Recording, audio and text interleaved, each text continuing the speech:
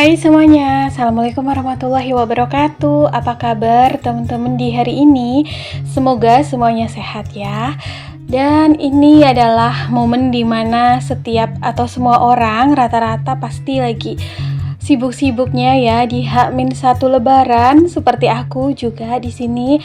Alhamdulillah nggak berasa ya teman-teman, udah di depan mata banget Hari Raya Idul Fitri. Jadi di H-1 ini pastinya mayoritas ibu-ibu lagi pada sibuk di dapur buat nyiapin masakan lebaran ya. Nah ini aku juga sama, jadi aku mulai aja di H-1 ini siang hari. Aku mau masak hidangan lebaran kayak rendang, terus opor ayam gitu ya. Terus ada sambal ati ampela, tapi untuk sambalnya mungkin nanti agak sorean. Jadi ini aku lagi siapin santan dulu. Aku pakai dari 1 butir kelapa segar ya teman-teman. Terus aku blender gitu. Aku apa nih namanya? Aku dapetin yang kentalnya dulu ya, terus nanti aku blender lagi untuk yang santan encernya. Jadi tuh si santan kanilnya ya untuk masakan ya, untuk opor juga sedikit, terus rendangnya juga, karena kalau pakai santan kental atau kanil itu nanti enak banget hasilnya. Tapi tetap ya pakai santan encer juga. Nah ini untuk santan yang encer ya. Jadi kenapa di blender ini supaya santannya itu keluar lebih banyak gitu loh teman-teman. Kalau ibu mertua aku bahkan tuh kalau blender kelapa sampai nggak ada apa sih namanya, ampasnya ya. Jadi tuh di blender sampai lama gitu si ampasnya tuh sampai bener-bener hilang. Jadi kayak udah nggak ada ampasnya sama sekali. Tapi kalau aku terlalu kelamaan ya, jadinya ya tetap kayak gini, nggak apa-apa lah. Yang penting ada santan yang dihasilkan gitu.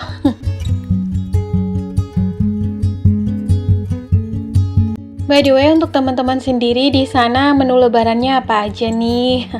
Pasti semuanya sedap-sedap ya, nikmat banget, apalagi setelah 30 hari kita tuh beribadah puasa, dan pastinya di hari kemenangan nanti insya Allah semuanya menu yang kita sajikan nikmat ya.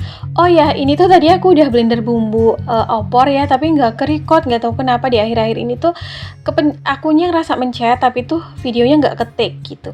Nah ini tuh bumbunya cuma bawang merah, bawang putih, kemiri, ketumbar, kunyit, jahe, terus lada, tapi ladanya aku nanti pakai lada bubuk ding.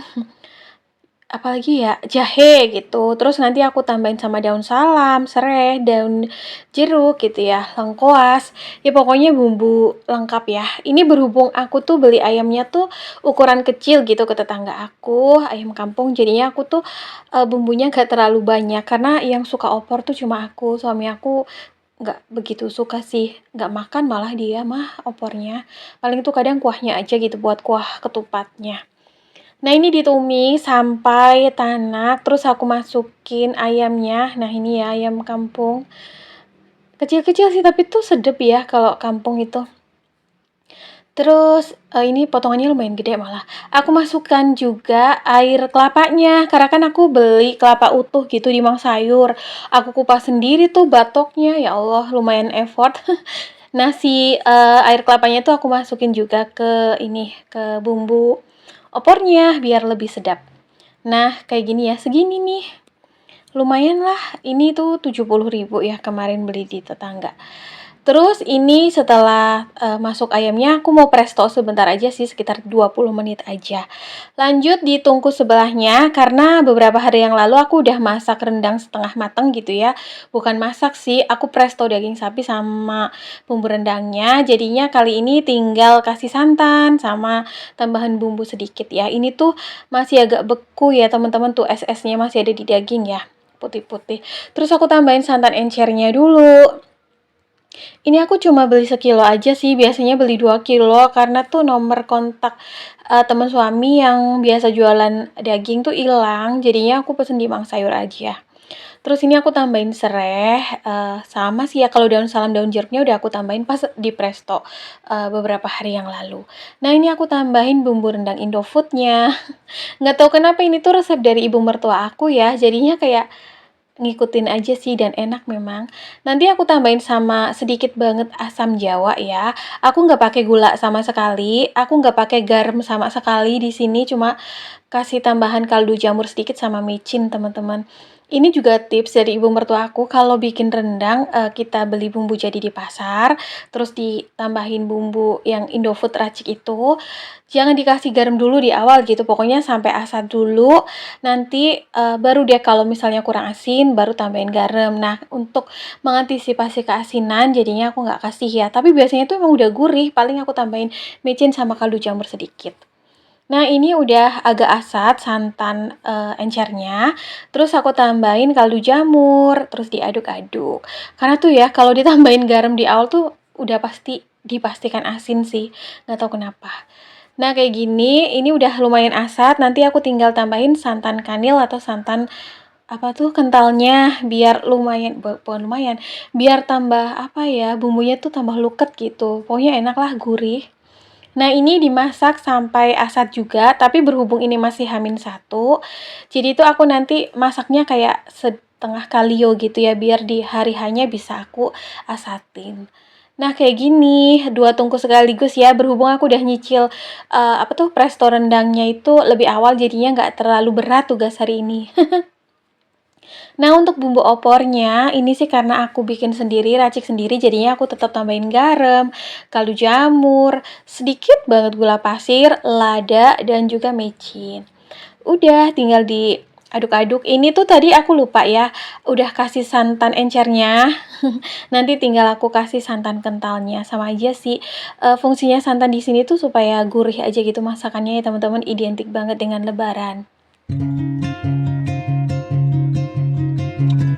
Oh ya, di sini tuh aku sekaligus mau ngucapin minal aidin wal faizin, mohon maaf lahir dan batin ya teman-teman. Mohon halal dan ridhonya untuk dimaafkan atas segala kesalahan, baik perkataan, perbuatan, baik yang disengaja maupun yang tidak disengaja. Mungkin hal-hal yang kurang berkenan di hati teman-teman semua. Aku mohon maaf ya. Selama ini teman-teman udah baik banget ya mengiringi kegiatan aku sehari-hari. Masya Allah, supportnya, doa baiknya itu sangat membuat aku terharu, dan aku doakan teman-teman sehat selalu di sana, murah rezeki, panjang umur, dilancarkan segala urusannya, amin. Nah, ini untuk si rendangnya hampir mateng ya. Udah mateng sih sebenarnya, karena udah di presto, maksudnya nanti tinggal sedikit lagi gitu ya. Kuahnya udah mengental. Sebenarnya suami aku tuh lebih suka yang kayak gini, agak ada kuahnya. Jadi tuh kayak dicocol sama ketupat tuh enak banget. Terus ini untuk opornya, setelah mendidih santan kentalnya aku matiin aja. Karena kan bakalan diangetin lagi ya malam harinya buat buka puasa sama besoknya pas lebaran. Terus setelah semua masakan matang, tinggal mau bikin ketupat. Ini aku lagi cuci beras. Aku ya Allah, aku tuh order selongsong atau kulit ketupat di tetangga aku 20 pieces, tapi tuh dibonusin 1. Kalau beli di pasar tuh lebih mahal ya, jatuhnya tuh per piecesnya bisa 1000 sampai 1.500. Tapi kalau di tetangga aku nih pesen 20 cuma 15.000, terus kasih bonus juga. Nah, ini aku langsung masukin aja. Jadi tuh isi ketupatnya itu setengah dari bungkusnya ya, maksudnya tuh berasnya setengah gitu, jadi nanti nggak terlalu padat, pokoknya kenyalnya pas deh kalau menurut aku. Kalau di tempat orang tuaku tuh biasanya terlalu banyak ngisiin beras, jadinya kupatnya tuh padet banget. Jadinya tuh kadang kalau pas mudik aku bawa ketupat sendiri deh. Ini tuh aku masukin semuanya aja deh isi ketupatnya, karena biasanya suka nambah-nambah gitu kan kalau hari raya gitu. Takutnya juga nanti ada tamu. Jadinya kan punya stokan kupat atau ketupat banyak. Ini tuh supaya awet nanti. Setelah direbus, aku biasanya tuh rebus 1 jam lebih ya, 1,5 jam, kurang lah 1 jam lebih 20 menit gitu. Terus nanti setelah matang aku bilas pakai air mengalir, lalu ditirisin kayak digantung.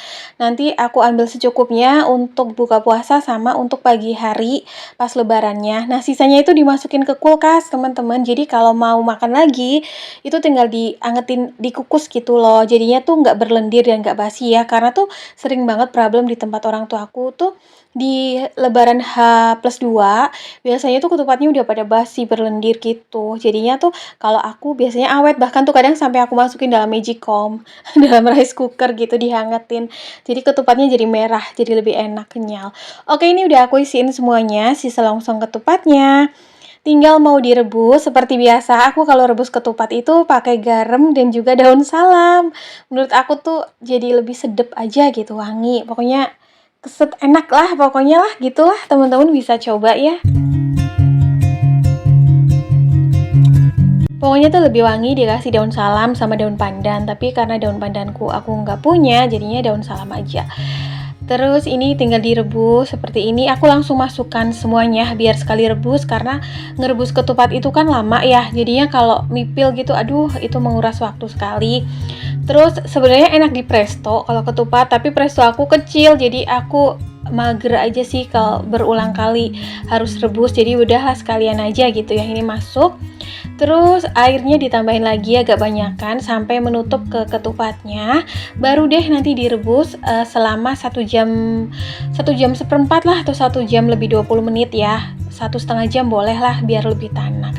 Tapi 1 jam lebih seperempat aja tuh udah yang tanak banget, enak dan awet pastinya.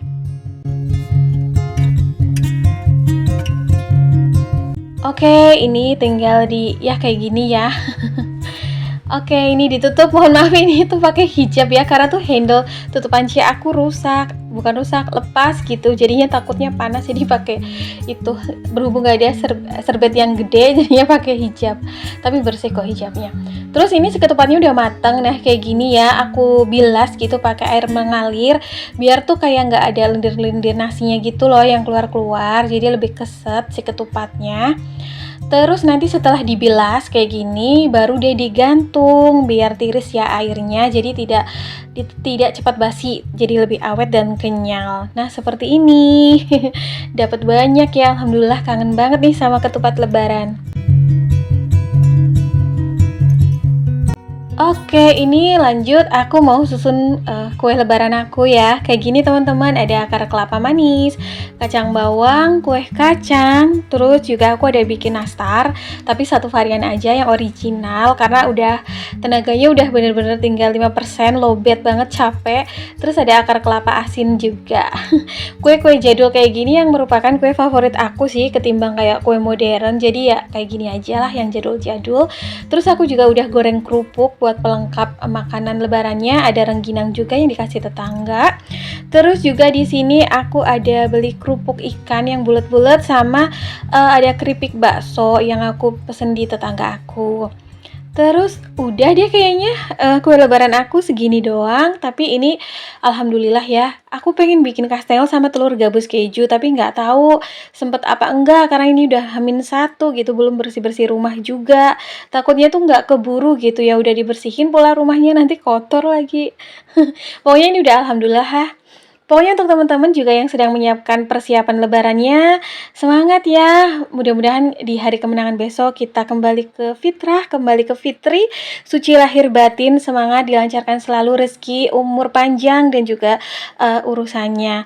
Nah, ini dia kue lebaran aku. Sekali lagi aku ucapin minal aidin wal faizin, mohon maaf lahir dan batin. Terima kasih atas segala doa baik dan supportnya teman-teman selama ini ya, yang selalu nungguin video aku. See you next video. Assalamualaikum. Bye.